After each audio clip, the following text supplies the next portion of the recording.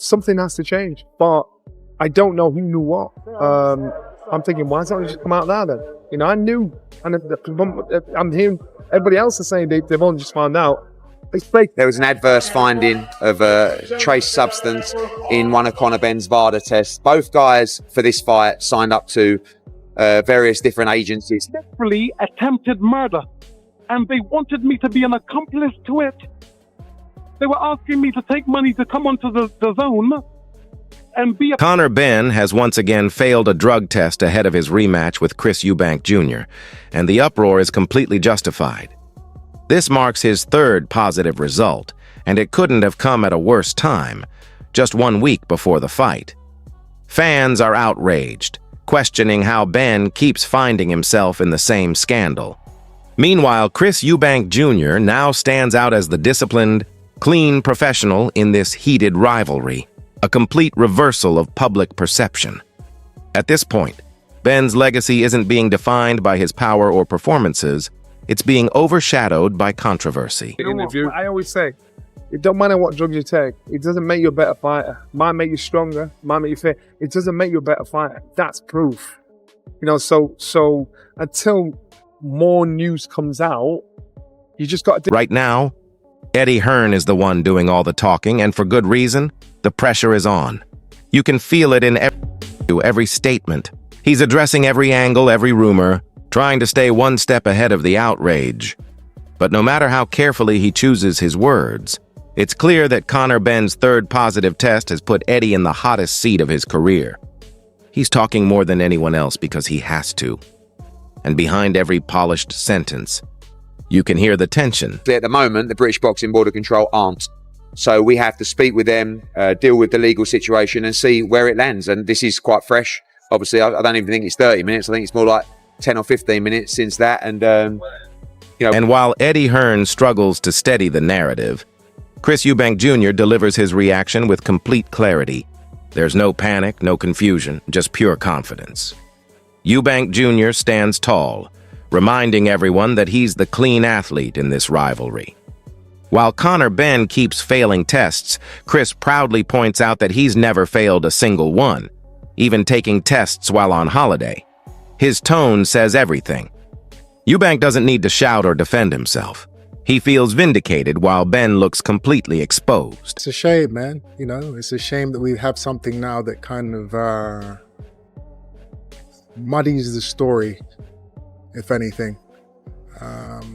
He called it disrespectful, not just to the sport, but to Conor's own father, a man who built his legacy through heart, grit, and discipline, not shortcuts.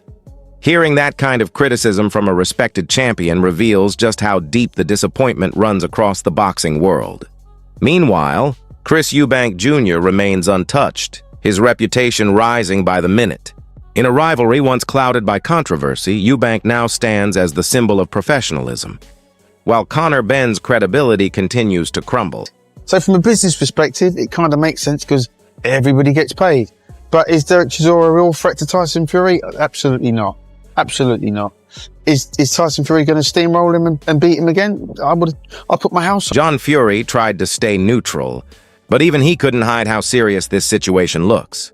When a man with his old-school mentality says, "Ban him if it's true," you know something is deeply wrong. Conor Benn's repeated positive tests have made even the calmest voices in boxing uneasy. The respect, the patience, it's all wearing thin. Meanwhile, Chris Eubank Jr. stands out once again as the only disciplined professional in this entire saga, his reputation growing stronger as Benn's continues to.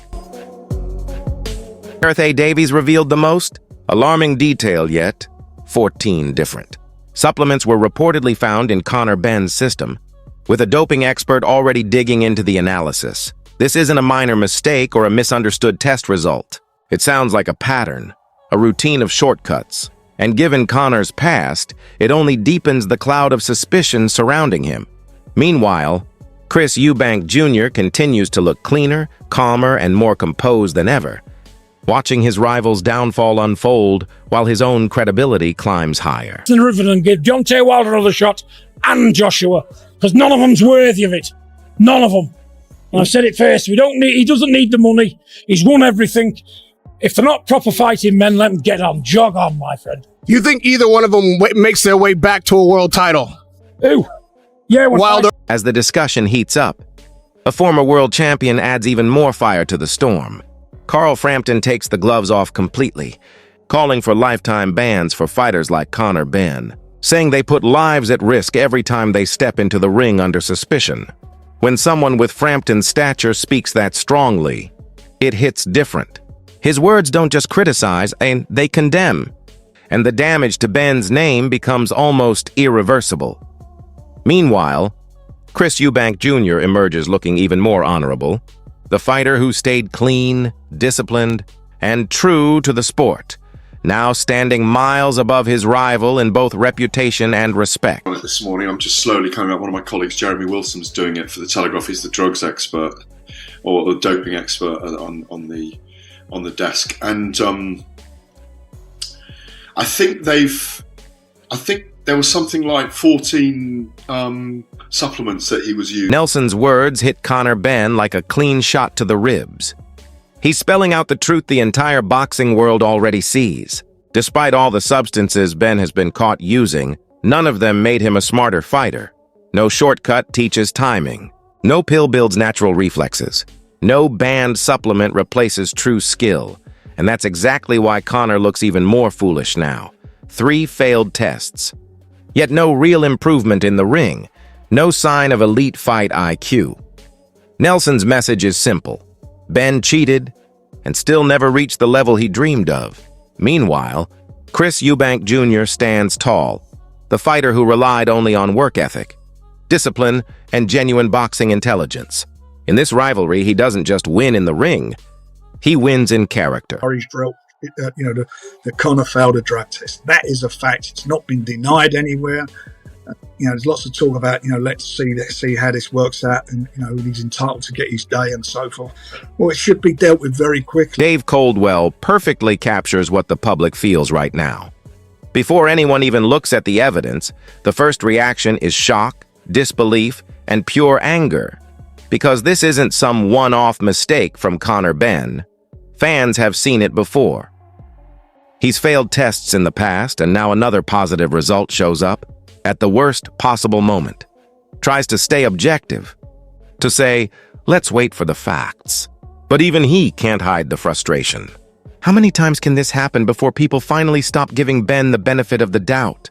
At this point, Conor's name is turning into a punchline. Each failed test drags him further away from his father's proud legacy, and while his reputation keeps crumbling, Chris Eubank Jr. looks sharper, calmer, and more focused than ever, walking into fight week like a man who's already won the moral battle. High-profile guys getting caught, and it's just horrible. I genuinely, and I know you without going fucking fully mental here, I just believe if you're caught with any performance-enhancing drug, you should be banned. Don Charles does not leave any room for excuses. He calls this situation Don Charles doesn't hold back. He calls it unforgivable, reminding everyone that boxing is a sport where one mistake can ruin a life. When he says it's 100% wrong, he's speaking for every fighter who steps into the ring clean. 3 failed tests for Conor Benn are no longer just mistakes. They look like a repeating pattern, a cycle fueled by punishments too weak to stop it. Charles even turns his criticism toward the governing bodies, blaming them for letting these situations drag on unchecked. With every positive result, Benn's credibility crumbles further. Meanwhile, Chris Eubank Jr. stands tall on the other side, the only fighter navigating this rivalry with true honor, discipline, and professionalism. Drugs don't make you a better fighter. Drugs may make you a little stronger, may make you a little, give you a bit more energy, but it don't make you technically smart. It doesn't give you all of that, So those drug cheats that do it purposely, you got to remember, why are you doing it? What difference is it going to make? It's going to make you like. Eddie Hearn sounds emotionally drained, fully aware that the situation is collapsing around him. He keeps bringing up personal history, friendship, loyalty, and how long he's known Conor Benn, almost as if he's trying to convince himself more than anyone else. But this is exactly why fans are losing patience. 3 failed tests cannot be defended with tears, memories, or personal anecdotes. Eddie talks about Conor crying and pleading innocence, yet the facts point in the opposite direction. Boxing doesn't care who lived where or who's known whom for 7 years. What matters is integrity, and Conor has shattered it. Meanwhile, Chris Eubank Jr. remains untouched, calm, disciplined, and looks like the only fighter handling this rivalry with true professionalism. As a brutal war, which is brilliant. Should Martin McCauley have been in the ring, do you think? A lot of people saying... Listen, hindsight's unbelievable. But if you ask Martin McCauley now, who's probably got about 3 million bank, should he be in ring, he's going to say, yeah, 100%. Set me on next week. Because at the end of the day, listen, this is boxing. The prize fighters, they're in it to earn money. And when they retire at... Duke McKenzie's words cut through every excuse, every emotional plea, and every shaky defense that Conor Benn and his team have offered. When a former world champion says he would take a man's license away, this isn't casual criticism. It's a direct indictment of character. Duke reminds everyone of something often forgotten. Boxing is not football, it is not cricket. One punch can change a life forever, and when a fighter steps into the ring enhanced, chemically boosted or artificially helped, they are not just cheating to win, they are playing with another fighter's life. That's why fans are outraged. Conor Benn hasn't just failed once or twice, he's failed 3 times, and each time, the excuses grow more desperate while the trust in him shrinks.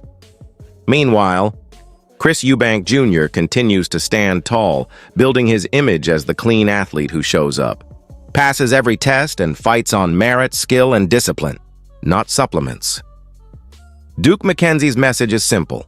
Boxing only works when honesty exists, and Conor Benn has shattered that line. It's really difficult because everybody will plead their innocence. When you've got a kid that you've known for, 6, 7 years, who, virtually lives with Tony Sims, who is, a very close friend of mine, the most, 100% solid man in boxing, who spent 13, 14 weeks with his dad living in his house, who comes into your office, breaking down on the floor, pleading his innocence, looking you in his eyes, giving you every opportunity to tell you the truth. And when you see the facts, I believe that Conor Benn is innocent. Maybe it's because he's my mate, and maybe it's because you back. The conversation shifts from individual blame to a bigger, darker truth. Adam questions the system itself. If fighters can turn up and get paid despite failing voluntary tests, what message does that send to the entire sport? He highlights what fans have been screaming for years. The British Boxing Board of Control must enforce these tests as if lives depend on it, because in reality, they do. With Conor Benn, the concern isn't minor. This isn't a single slip-up. It's a repeating pattern that exposes a system that's been too lenient, too slow, and too forgiving. Adam even draws comparisons to other recent doping cases, showing these issues are not isolated, but Conor's repeated failures now put him front and center in the scandal. When Adam asks, "What if something happens on fight night?" the nightmare scenario becomes clear. If Benn entered the ring enhanced and a tragedy occurred, the sport would never recover. Meanwhile, Chris Eubank Jr. is emerging as the poster boy for integrity, professionalism, and discipline.